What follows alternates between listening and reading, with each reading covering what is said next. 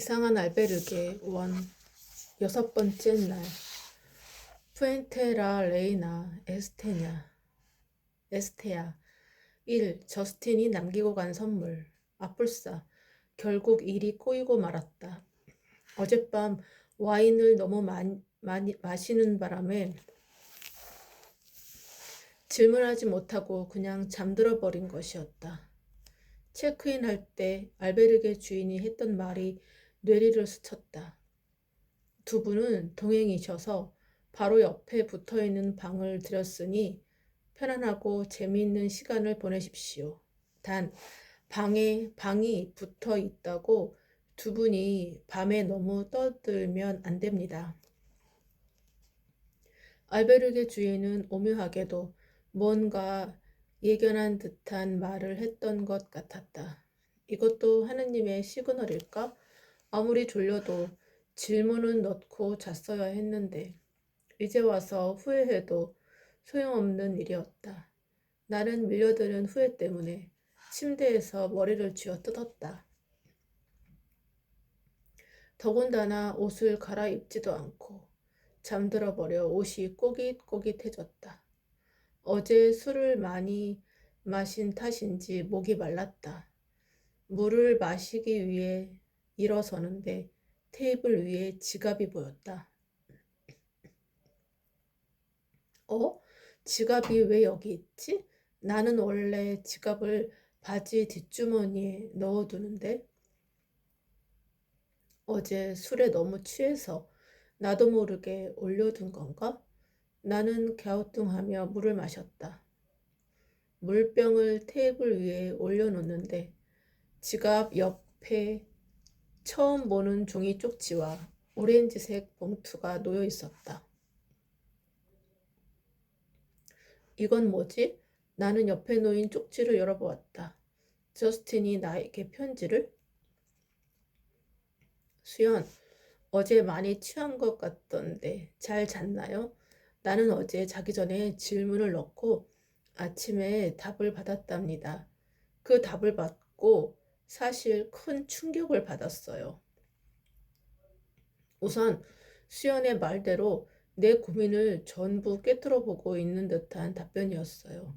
그렇다고 고민이 전부 해결된 건 아니었지만 이젠 새롭게 삶을 시작하고 싶어졌어요. 이곳을 소개해 주어 고마워요. 나는 급한 일이 생겨서 먼저 갑니다. 작별 인사는 편지로 대신할게요. PS. 어젯밤 자느라 질문을 못 넣었죠? 어제 하기로 했던 질문을 한 뒤 답변을 받았어요. 수연도 많이 궁금해하는 것 같아서 여기에 놓고 갈게요. 이렇게 답변지를 남겨두고 가다니. 고마운 사람이네. 나는 어제 하지 못했던 질문을 오늘이라도 하고 싶었다. 그래서 저스틴이 남기고 간 봉투를 챙겨 들고 데스크로 내려갔다. 마침 데스크에 있는 알베르게 주인에게 물었다. 죄송합니다만 제가 어제 질문을 작성하지 못했는데 오늘 하루 더 머물면서 질문을 할 수 있을까요? 죄송합니다. 이곳에는 연박이 불가능합니다. 하루만 묵을 수 있고 질문도 한 번밖에 할 수 없다는 주인의 말에 크게 실망을 한 나는 어제 맡겼던 배터리와 어댑터를 받고 돌아섰다. 아쉬움이 컸지만 그래도 저스틴이 질문 카드와 답변지를 주고 가서 그나마 다행이란 생각이 들었다. 나는 오전 9시까지 운영되는 알베르게의 조식 시간에 늦지 않게 식당으로 갔다. 조식을 먹으면서 봉투를 열어보았다. 질문 카드와 답변지가 가지런히 들어있었다. 저스틴은 어떤 답변을 받았을까? 나는 답변지를 꺼내 천천히 읽어내려갔다. What is your question? 부의 불평등 때문에 고통받는 사람들이 많소. 가난한 사람이 부자가 되려면 어떻게 해야 하는가? Answer. 돈은 자신이 가지고 있는 생각의 질에 따라서 다르게 옵니다. 생각의 질이 높으면 그만큼 돈이 많이 따라오고 생각의 질이 낮으면 그만큼 돈이 적게 따라옵니다.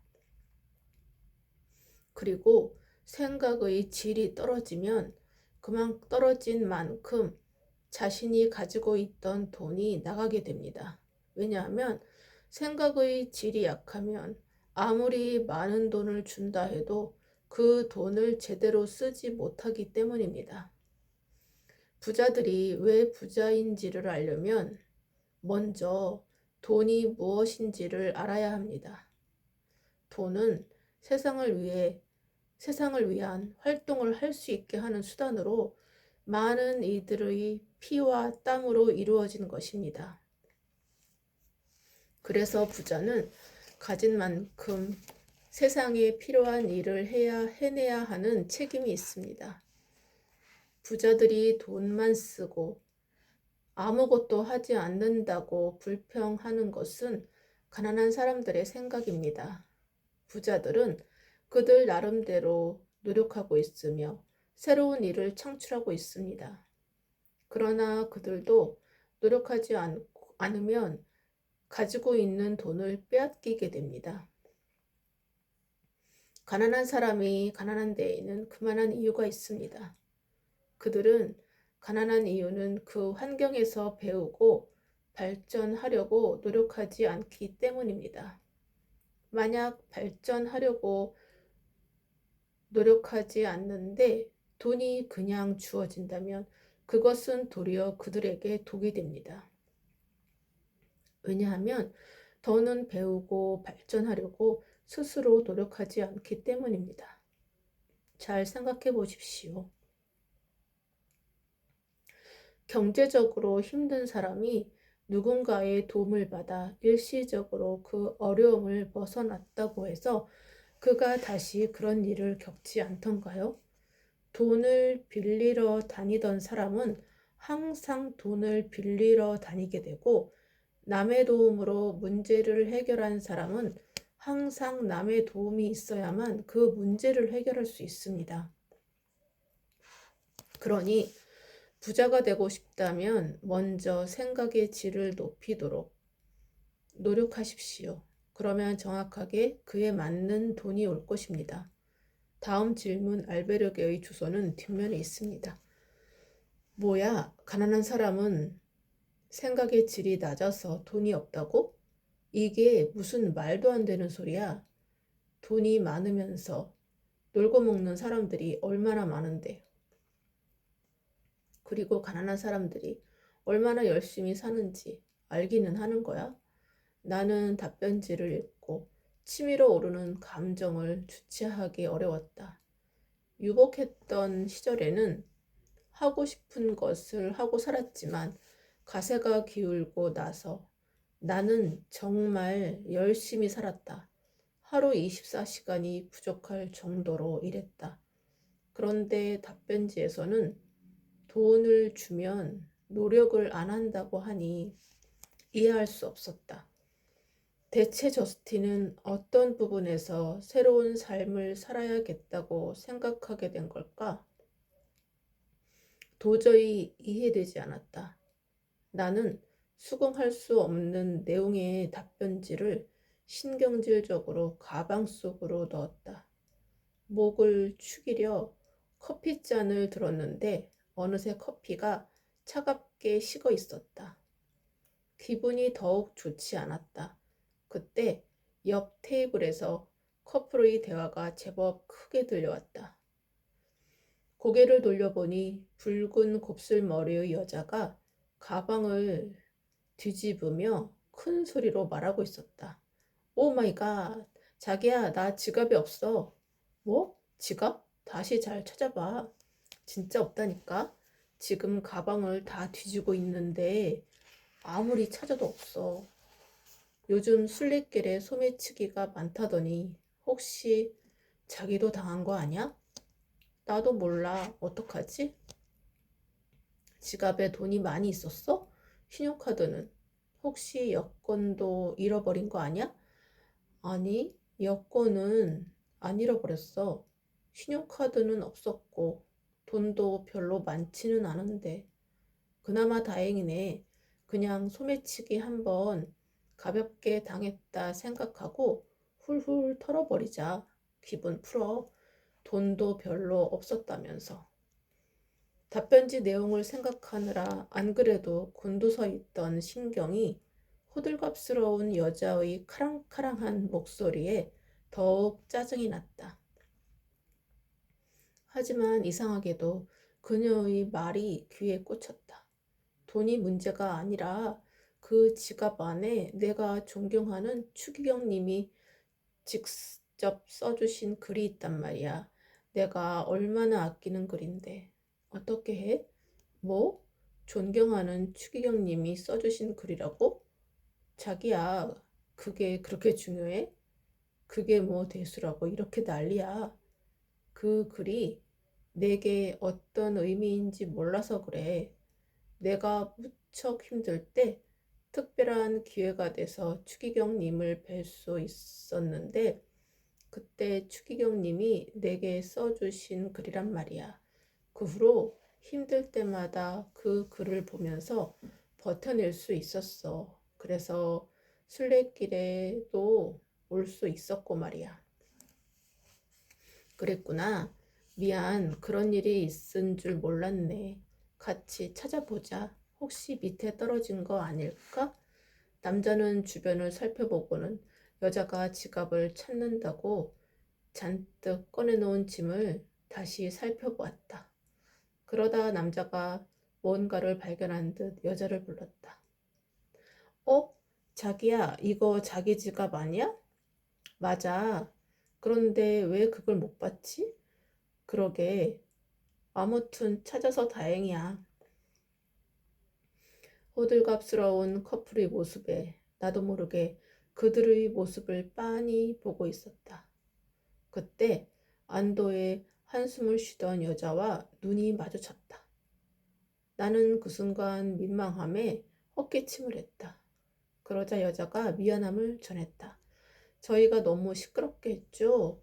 죄송해요. 제가 너무 중요한 걸 잃어버린 줄 알고.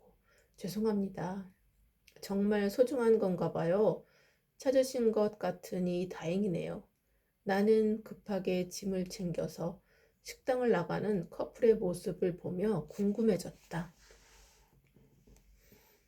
추기경 님이 써준 글이라고? 뭐라고 쓰여 있었기에 저 여자는 그 글귀를 그렇게 소중히 여기는 것일까? 나는 체크아웃을 한 뒤 다음 행선지를 향해 걸어갔다. 골목 한쪽 귀퉁이를 돌자 구멍가게가 있었다. 음료수와 여행에 필요한 물품들을 구매하기 위해 가게로 들어갔다. 특히 오래 걸으려면 양말이 더 필요했다. 양말에 자주 구멍이 나기도 했지만 습기 있는 양말을 오래 신으면 물집이 잘 잡히고 냄새가 나 자주 갈아 신어야 했다.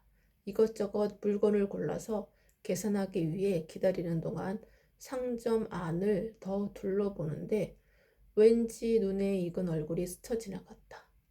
다시 시선을 돌려보니 벽에 붙어 있는 전단지 속의 얼굴이었다. 순간 나는 깜짝 놀라 전단지를 뚫어지게 쳐다보았다. 현상수배. 현상수배범을 찾습니다. 이름 마리오 이글레시아스 페르난데즈 나이 40대 중후반 추정 죄목 사기 절도 특징 유창한 영어 친화력이 좋음 위사람을 발견할 경우 인근 경찰서로 신고해 주시기 바랍니다. 현상금 현상 수배범을 찾습니다. 놀랍게도 사진 속의 얼굴은 어젯밤까지 같이 있었던 저스틴이었다. 그런데 낮에 봤던 그의 모습이 아니라 대머리에 콧수염이 없고 안경을 쓰지 않은 저스틴의 모습이었다. 저스틴이 현상 수배범이었다니 충격을 받은 나는 멍하니 계산을 마치고 가게를 나왔다. 길을 걸으며 저스틴이 했던 말들을 곱씹어 보았다. 그는 부의 불평등에 대한 불만으로 인생을 자기 방식대로 살아왔다고 했는데 그것이 남의 돈을 훔치는 일이었다니 생각할수록 황당했다. 뭐야, 저스틴이 사기 절도범이었어? 어쩐지 사람이 묘하게 이상하더라니. 자기만의 방식으로 사회의 의견을 표현한다는 게 사기를 치고 훔치는 거였어? 정말 어이가 없네. 핑계 없는 무덤 없다더니 범죄를 저- 그렇게 정당화하나? 문득 어젯밤의 일이 떠올랐다. 앞불싸. 나는 어제 저스틴이 와인을 사온 이유가 짐작이 갔다. 내게 와인을 먹여서 정신을 못 차리게 한 후에 지갑을 가져가려고 했던 것이었다. 그런데 질문 알베르게의 답변지를 받은 후에 아마 후회도 되고 새롭게 시작하고 싶은 생각이 들어서 훔친 지갑을 테이블 위에 다시 올려놓았던 것 같았다. 그럼 원래대로 바지 뒷주머니에 넣어두면 될걸. 왜 티나게 테이블 위에 올려놨을까? 바보 아니야? 이런 생각도 들었지만 다시 생각해보니 그럴 만한 상황은 아니었다. 나는 어젯밤 술에 취해서 옷을 그대로 입고 잤던 것이었다. 급한 일은 무슨 지갑을 테이블 위에 올려놓고 나서 뭔 티가 날 것 같으니 아침 일찍 도망간 거네. 현상 수배범으로 확 고발하고 현상금이나 털까? 나는 저스틴에게 속았다는 생각에 분한 감정이 솟구쳐 올랐다. 지갑을 꺼내 현금과 신용카드를 확인해 보았다. 모두 그대로 있었다. 아침에 나올 때 여권도 확인했으니 신분증도 있는 것 같았다. 참 희한한 사람이군. 기껏 훔쳐놓고 다시 되돌려주는 건 뭐지? 저스틴의 행동을 떠올려 보니 마음이 약간은 누그러졌다. 결국 나는 그를 현상 수배범으로 고발하지 않기로 했다. 하지만 현상금이 조금 아쉽긴 했다. 맞다. 복권을 샀었지? 복권도 잘 있는지 확인하기 위해 다시 지갑을 열었다. 그대로 잘 있었다. 벌써 추첨이 끝났네. 어제 산 복권의 안내 문구를 확인해 보니 오늘 아침이 추첨 시간이었다. 나는 혹시나 하는 마음에 스마트폰을 꺼내어 QR 코드로 당첨 번호를 주해 보았다. 13, 26, 36, 어라? 어? 어? 스마트폰과 복권 사이를 읽어나가는 내 눈동자가 점점 흔들리기 시작했다. 당첨자 번호와 복권에 적힌 숫자가 점점 일치되어 나갔다. 내가 2등? 믿을 수 없었다. 내가 2등에 당첨되다니. 더욱 놀라운 것은 2등의 당첨금이 현상 수배범 전단지에 있던 현상금과 똑같았다. 어떻게 이런 일이? 정말 신기한데? 순간 등에 소름이 돋으면서 무언가 말로 설명할 수는 없었지만 나에게 일어나는 일들이 묘하게 맞아 들어가는 것 같았다. 이 생각의 질. 이 복권 당첨금으로 뭘 하지? 나는 생각지도 않은 공짜 돈이 생기자 의문이 들었다. 혹시 내가 생각의 질이 높아서 나에게 이런 돈이 들어온 것일까? 나는 가던 길을 멈추고 가방에서 저스틴이 준 답변지를 꺼내어 다시 읽어보았다. 그런데 찬찬히 읽다 보니 사업에 실패한 아버지가 떠올랐다. 생각의 질이 떨어지면 떨어진 만큼 자신이 가지고 있던 돈이 나가게 된다고? 그럼 우리 아버지는? 나는 몇 번을 반복해서 읽어봐도 도무지 이해가 되지 않았다. 답변의 내용이 마치 아버지의 가진 생각의 질이 떨어졌다고 하는 것 같기 때문이었다. 내가 보아온 아버지는 정말 열심히 사셨던 분이고, 나름 지역의 대표 기업으로서 사회에 적지 않은 기부도 하셨기에 주변 사람들로부터 존경과 신임을 늘 받았다. 그래서 나는 이 답변을 도저히 받아들일 수 없었다. 생각 같아서는 당장 두 번째 질문 알베르게로 돌아가서 답변지의 내용을 따지고 싶었다. 하지만 지나온 질문 알베르게의 주인들은 답변과 어느 정도 거리를 두는 태도를 보였기에 돌아가 봐야 별 소득이 없을 것 같았다. 나는 답답한 심정에 애꿎은 답변지만 뚫어지게 보았다.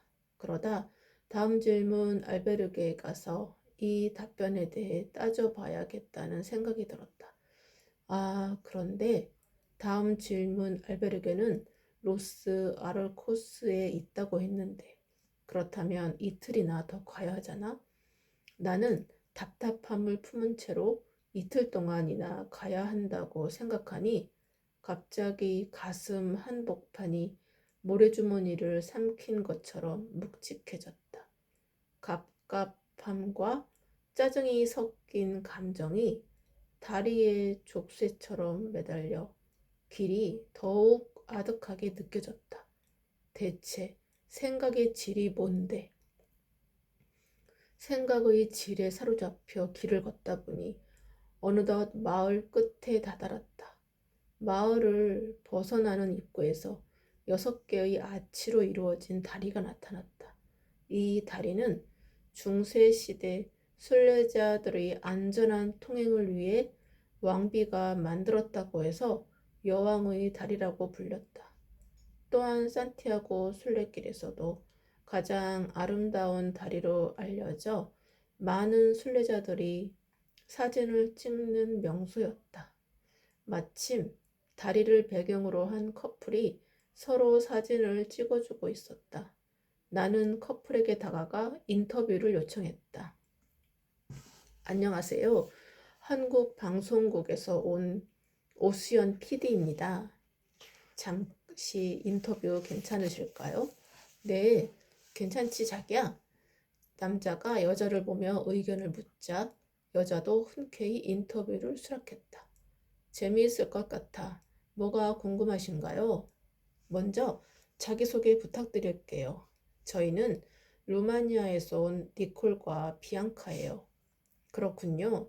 저는 루마니아라고 하면 드라큘라 백작이 제일 먼저 생각이 나요. 드라큘라 백작이 루마니아 배경으로 유명하죠. 루마니아 최고의 관광 상품이기는 해요. 제가 루마니아에서 왔다고 하면 만나는 사람들마다 드라큘라 백작 이야기를 하더라고요. 너무 많이 들어서 지친다는 느낌으로 비앙카가 답했다. 나는 약간 머쓱해져서 얼른 화제를 돌렸다. 하하, 그렇군요. 순례길은 어떻게 오게 되셨어요? 저희는 얼마 전에 결혼했어요. 허니문을 순례길로 온 거예요. 그래서 그렇게 알콩달콩해 보였군요. 어머, 표시가 많이 났어요? 앞으로 우리 앞날에 축복이 가득하길 바라며 어떤 고난이 오더라도 함께 도우며 이겨내자는 의미로 허니문을 순례길로 왔어요. 제가 사진 한 장 찍어드릴까요? 저기 다리 건너편에서 찍으면 전체적인 다리의 모습이 나와서 사진이 멋질 것 같아요. 네, 그럼 부탁드려요. 오랜 세월 견고히 이곳을 지켜왔을 여왕의 다리와 신혼 부부의 모습이 묘하게 어울렸다. 사진이 마음에 드셨으면 좋겠어요. 아주 멋져요. 감사합니다. 즐거운 신혼여행이 되길 바랍니다. 부엔 까미노. 당신도 즐거운 순례길이 되길 바래요. 부엔 까미노. 순례길로의 신혼여행이라니 신선했다. 특히 활발한 비앙카의 모습이 순례길에 대해 내가 가지고 있던 진지한 이미지와 대비되어 더욱 신선하게 다가왔다. 인터뷰를 마치고 니콜과 비앙카가 자리를 떠나고 잠시나마 중세시대에 와 있는 듯한 느낌을 받으며 이 다리와 어우러진 풍경을 카메라에 담았다. 그리고 나서 다리를 지나가는 순례자들의 모습을 담고 있는데 마침 낯익은 얼굴이 보였다. 수지였다. 하이 수지, 오늘 아침 컨디션은 어때? 오 수연, 보시다시피 이 멋진 곳에서 컨디션이 좋지 않을 리 없지. 그동안 순례길은 어땠어? 뭐 나쁘진 않았어. 괜찮다면 너를 인터뷰하고 싶은데 어때? 좋아. 지금 내가 기분이 좋으니 특별히 출연료는 스킵하지. 궁금한 게 뭐야? 오케이. 통상적인 질문이지만 여기 산티아고 순례길에 온 이유가 뭐야? 난 요리사야. 재충전도 하고 새로운 메뉴에 대한 영감도 얻고 싶어서 오게 되었어. 수연, 혹시 레스토랑 주방에 들어가 본 적 있어? 아니, 특별히 요리 관련 프로그램을 해본 적도 없었고. 그렇지. 손님들이 주방에 들어올 일은 거의 없지. 음식 접시 위에 머리카락이나 바퀴벌레, 다리가 나오면 모르겠지만. 아, 농담이야. 그런 일은 생각도 하고 싶지 않아. 어휴. 어쨌든 난 음식을 사랑해. 내 음식을 맛있게 먹어주는 손님들도 사랑하지. 하지만 음식을 만드는 현장은 셰프들에겐 한시도 긴장의 끈을 놓을 수 없는 치열한 곳이야. 몇 달 동안 주방에 틀어박혀서 뜨거운 불과 기름, 그리고 각종의 야채들과 영혼 없는 고기들과 씨름하다 보면 기진맥진하게 되곤 해. 사실 우리 레스토랑은 꽤 유명하거든. 그래서 평일에도 예약을 미리 해야 할 정도야.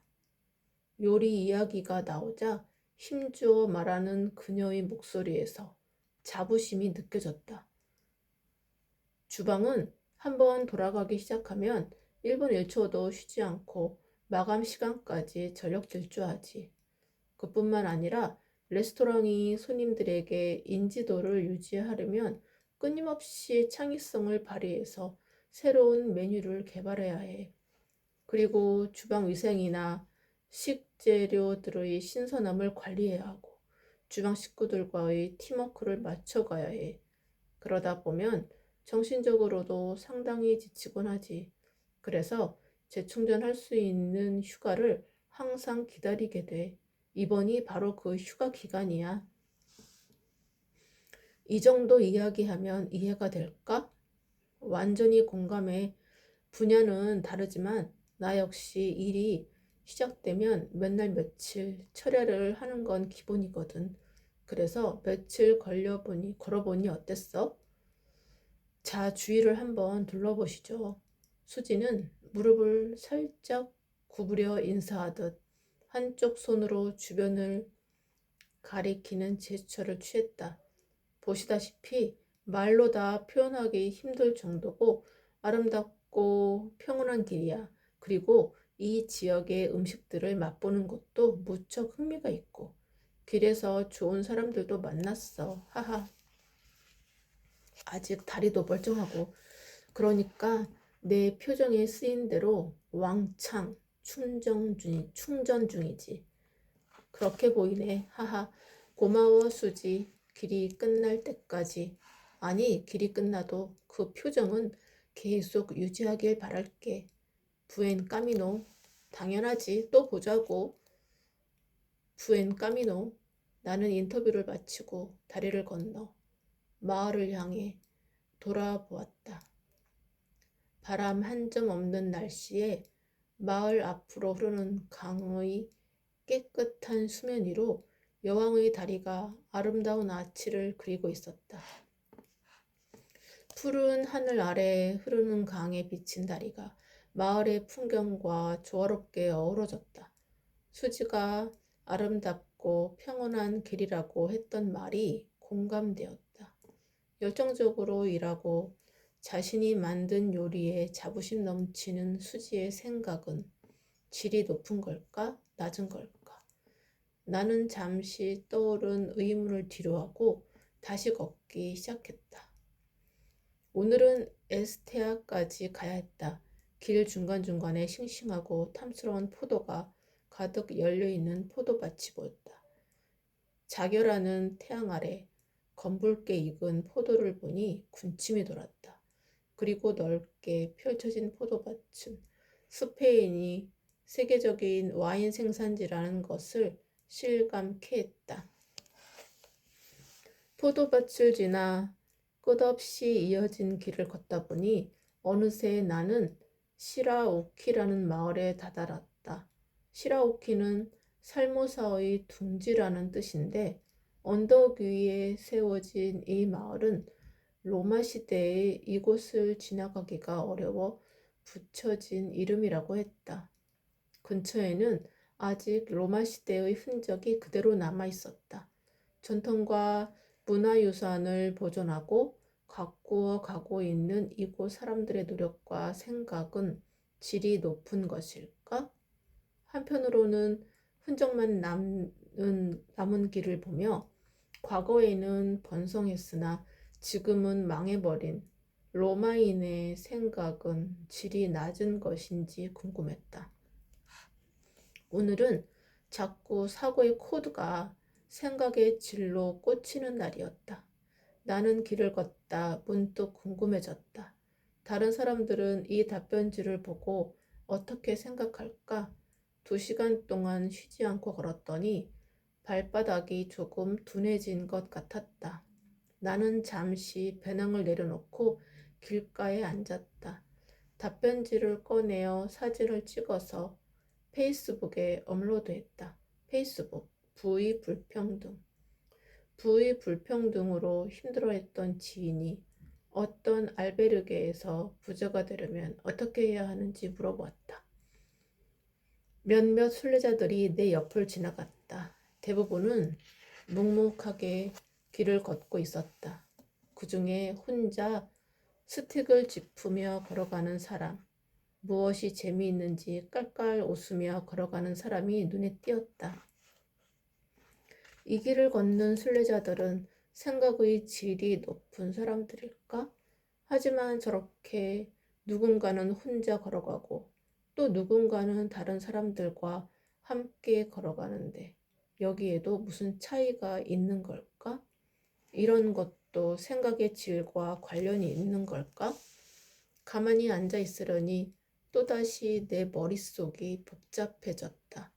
휴, 좀처럼 생각의 질이라는 단어가 사라지질 않네. 일단 걷자. 오늘은 가야 할 길이 있으니까. 나는 가볍게 숨을 한번 내뱉고는 엉덩이를 툭툭 털고 일어나 다시 순례길에 올랐다. 시리도록 파란 하늘과 달리 아직 오전임에도 순례길 위로 떨어지는 태양이 뜨거웠다. 스페인의 가을볕이 한국과 달라서인지 머릿속이 복잡해서인지 오늘따라 발걸음이 무거웠다. 그렇게 한참을 걷다가 지칠 때쯤 사람들의 말소리가 귓가에 들리기 시작했다. 대나무 발 같은 것으로 덮인 지붕 아래 사과, 배, 수박 등 과일이 담긴 작은 바구니들이 있었고 그 옆에는 박스를 찢어서 만든 듯한 조기판에 핫 커피라고 적혀 있었다. 뜨거운 태양에 지쳐있던 나는 핫 커피라는 글자를 보자 더욱 숨이 막혀왔다. 내가 많이 힘들어 보였는지 옆에 와 있던 한 순례자가 수박 한 조각을 건넸다. 덥죠? 이것 좀 먹어봐요. 수박이 더위를 조금 식혀줄 거예요. 고맙습니다.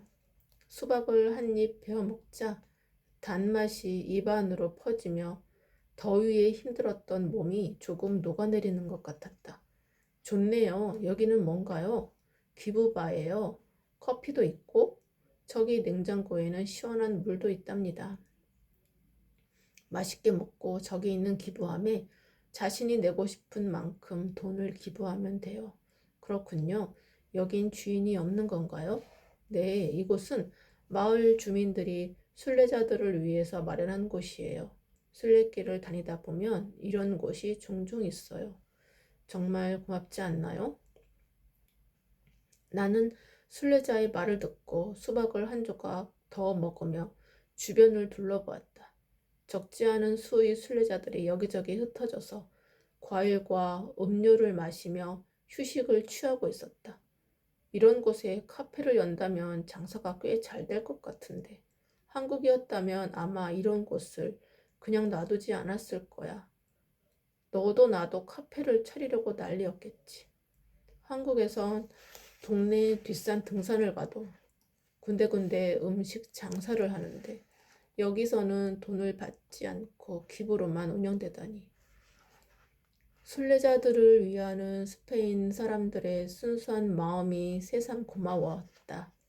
몇몇 순례자가 이쪽으로 걸어오고 있었다. 힘든 듯 발을 끌며 걷는 그들의 걸음으로 인해 길 위에 작은 모래먼지가 일었다. 나는 먼지를 피해 자리를 옮기려고 고개를 돌리자 건너편 나무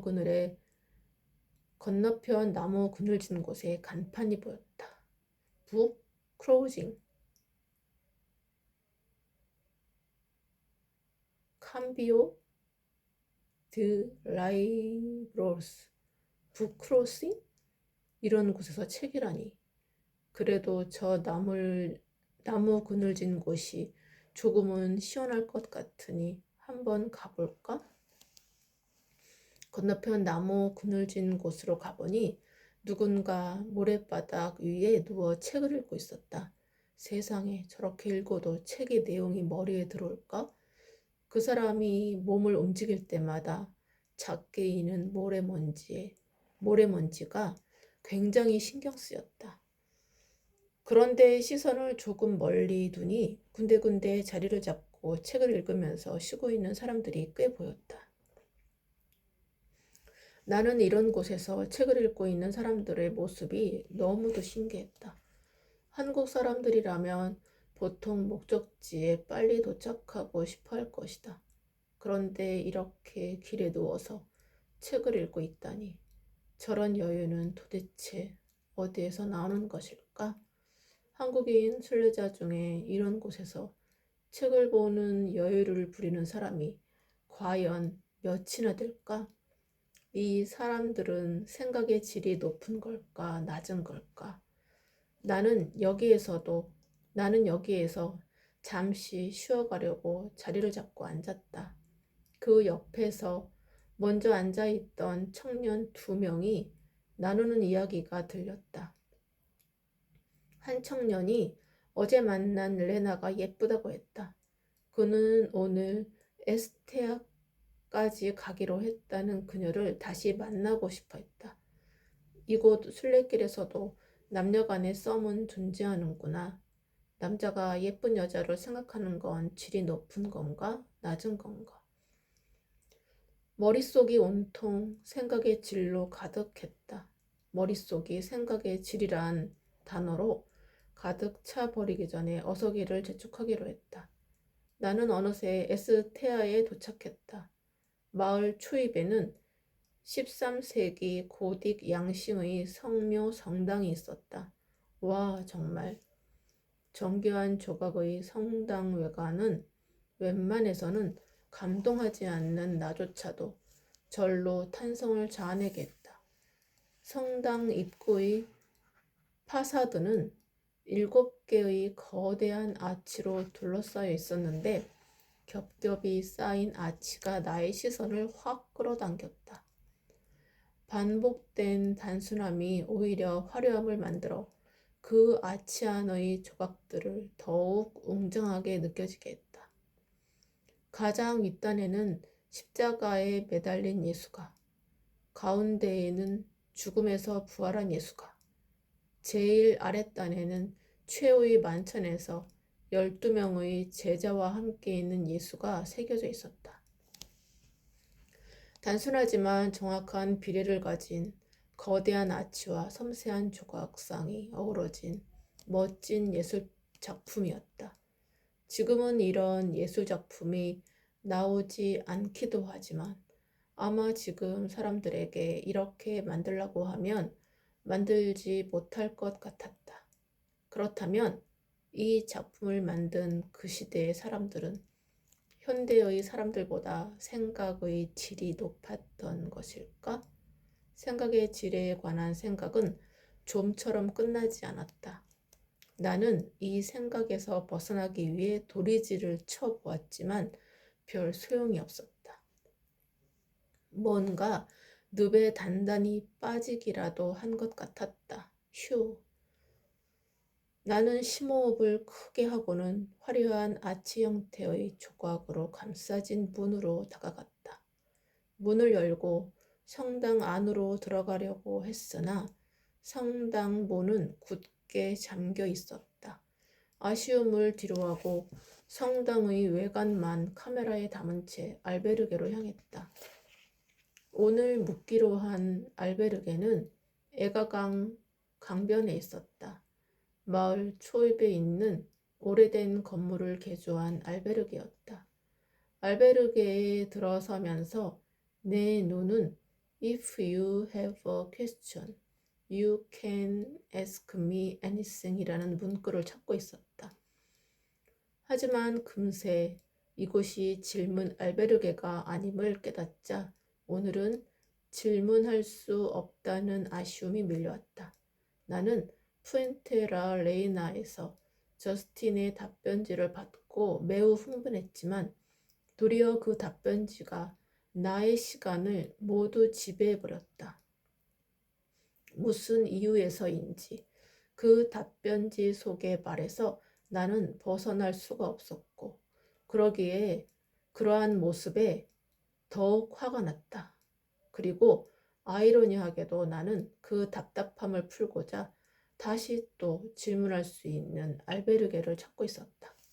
이 모든 것이 머릿속에서 복잡하게 뒤엉켰다.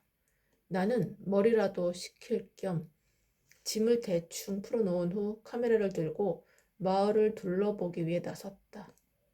별의 도시라 불리는 에스테아는 규모가 상당히 컸다. 커다란 성당뿐만 아니라 건물의 규모나 도시의 구성이 상당했다. 별의 도시라는 낭만적인 이름과 달리 꽤 현대적인 느낌이 들었다.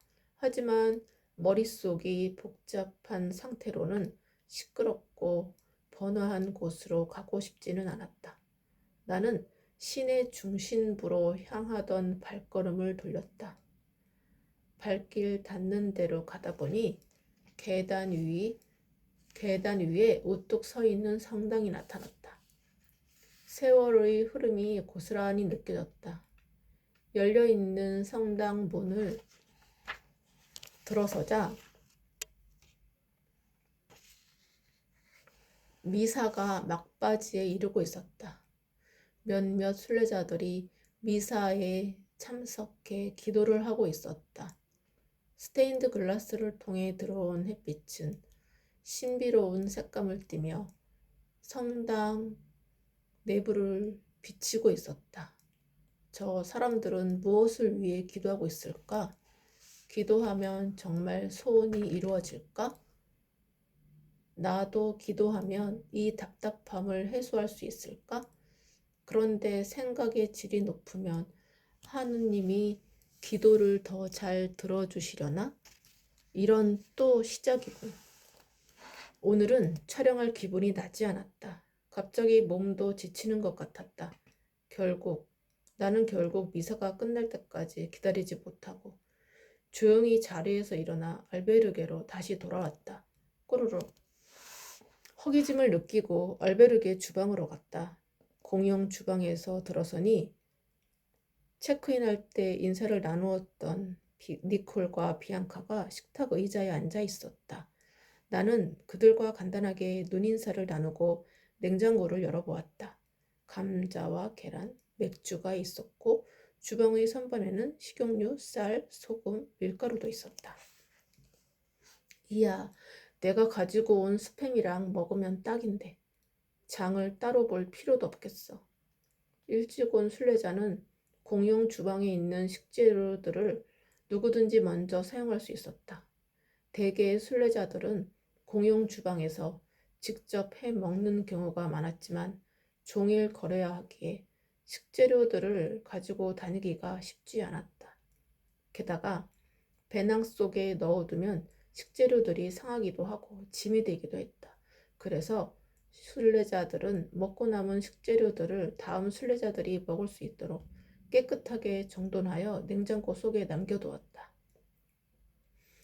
이렇듯 순례길에서는 나눔 문화가 자연스럽게 만들어져 있었다. 오늘은 특식이군.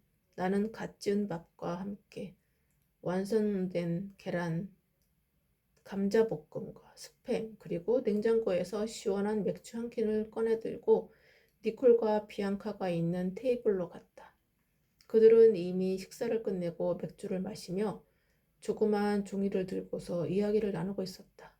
니콜, 실례가 안 된다면 함께 해도 될까요? 오, 수연, 어서 와요. 저녁이 좀 늦었네요. 나에게 반갑게 인사를 건넨 니콜은 손에 들고 있던 종이를 보여주며 물었다. 이게 뭔지 알아요? 스페인 복권이랍니다. 나의 행운을 확인해 보려던 중이지요.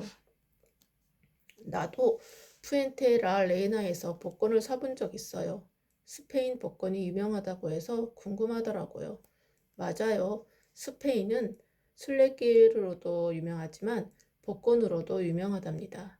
스페인의 성탄 복권은 상금만 총 23억 8천만 유로예요. 세계 최대 당첨금이지요.